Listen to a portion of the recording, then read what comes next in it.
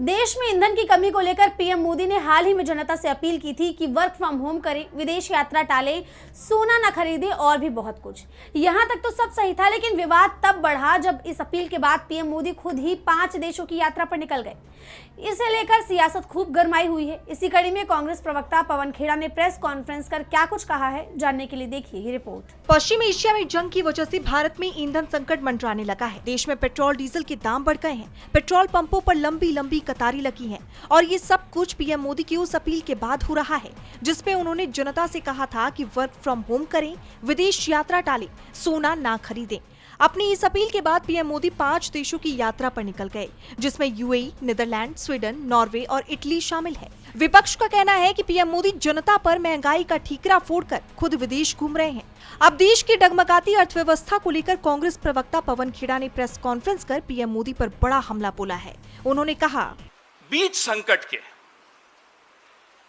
हम सबको नसीहत देकर हमें किफायत की नसीहत दी, हमें बोला प्लीज सेव, हमें बोला खाना कम खाइए। पहले कहते थे पकोड़े तलिए रोजगार है, अब कहते हैं पकोड़े भी मत तलिए क्योंकि तेल महंगा है। खुद चले गए साहब विदेश यात्रा में, कमर्शियल फ्लाइट में नहीं गए, वो जो 8,500 करोड़ वाला हवाई जहाज है ना, उसमें गए। उससे पहले गुजरात में एक भारी भरकम रोड शो भी किया।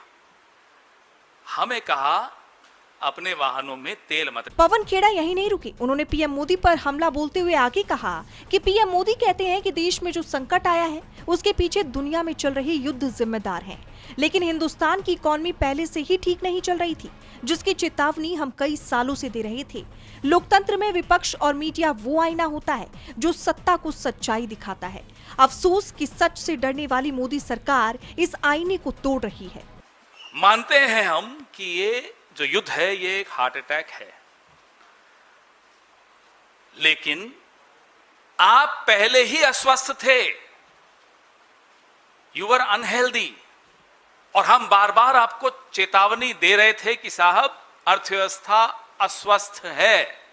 जैसे आप जानते हैं कि देश में पेट्रोल डीजल की कीमतों में बीते 15 मई को करीब 4 साल बाद बढ़ोतरी की गई थी। तेल कंपनियों ने दाम 3 रुपए प्रति लीटर बढ़ा दिए। उसके बाद 19 मई को एक बार फिर दाम बढ़ाए गए और पेट्रोल 86 पैसे और डीजल 83 पैसे महंगा हो गया।